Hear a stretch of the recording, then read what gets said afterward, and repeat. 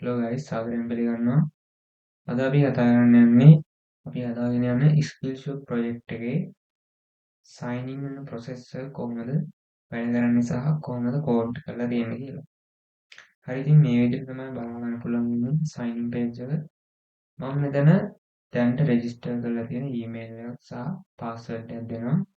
මෙතන මම ඊමේල් එක ෆිල් කරා. මෙතන මම කමල් 1 2 3 කියලා තමයි රෙජිස්ටර් කරලා තියෙන්නේ. ඉතින් මම පාස්වර්ඩ් එක මෙතන කමල් 1 2 3 කියලා ටයිප් කරනවා. කමල් 1 2 3. මෙතන සයින් ඉන් බටන් එක ක්ලික් කරලා අපි බලමු සයින් ඉන් වෙන්න පුළුවන් කියලා.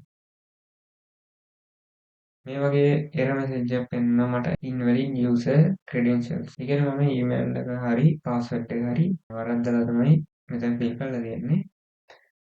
ඊමේල් එක නම් අවුලක් නැහැ. මම පාස්වර්ඩ් එක මෙතන කමල් කියන එකේ ඒ අකුරු නැතුව තමයි මම මෙතන ෆිල් කරලා තියෙන්නේ. මම මෙතන ඒ අකුරු ඇඩ් කරලා නැවතත් සයින් ඉන් බටන් එක ක්ලික් කරනවා. සයින් ඉන් වෙන්න පුළුවන්ද බලමු. හරි ඉතින් login successful redirecting කියලා මෙතන home.php කියන page එකට අපි redirect කරා. අපි බලමු මේ process එක කොහොමද code කරලා තියෙන්නේ කියලා. මම මුලින්ම මෙතන function එකක් හදාගෙන තියෙනවා sign in කියලා. sign in කියන එක මම sign in button එකට call කරලා තියෙනවා. ඊට පස්සේ මම variable ටිකක් හදාගෙන තියෙනවා. sign in එකේ input fields වලට අදාළව ඒ වගේ ID ටික අල්ලගෙන ඊට පස්සේ මම මෙතන client side එකේ input validation ටිකක් ඇඩ් කරලා තියෙනවා. email එක සහ password එක enter කරලා නැත්නම් all fields are required කියලා message එකක් පෙන්නනවා.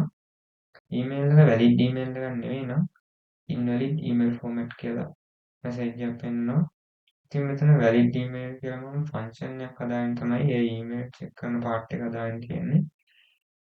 ඊට පස්සේ අලුත් form data එකක් හදාගෙන අපි variable වල store කරපු data ටික login process.php කියන එකට post method එක හරහා send කරනවා. අපි බලමු login process එක කොහොමද code කරලා දෙන්නේ කියලා. හරි මම මෙතන login process.php කියන ෆයිල් එකට ආවා. ඒකේ මුලින්ම මම session එකක් start කරලා තියෙනවා. ඊට පස්සේ db folder එකේ තියෙන connection.php එකට මම require කරලා තියෙනවා.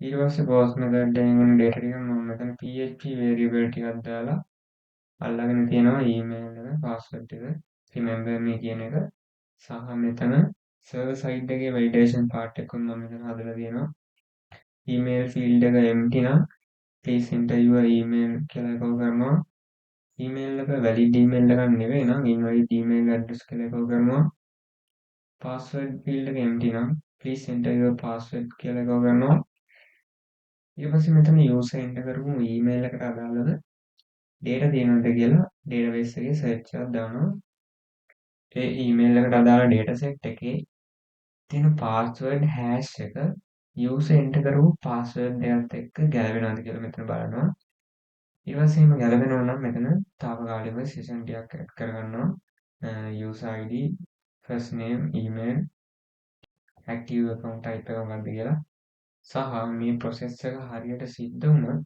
මෙතන echo කරනවා success කියලා. ඒ success message එක sign in function එකේදී එන response text එකට සමාන වෙනවා. මෙතන login successful redirecting කියලා අපිට message එකක් පෙන්නලා home.php කියන එකට redirect කරනවා.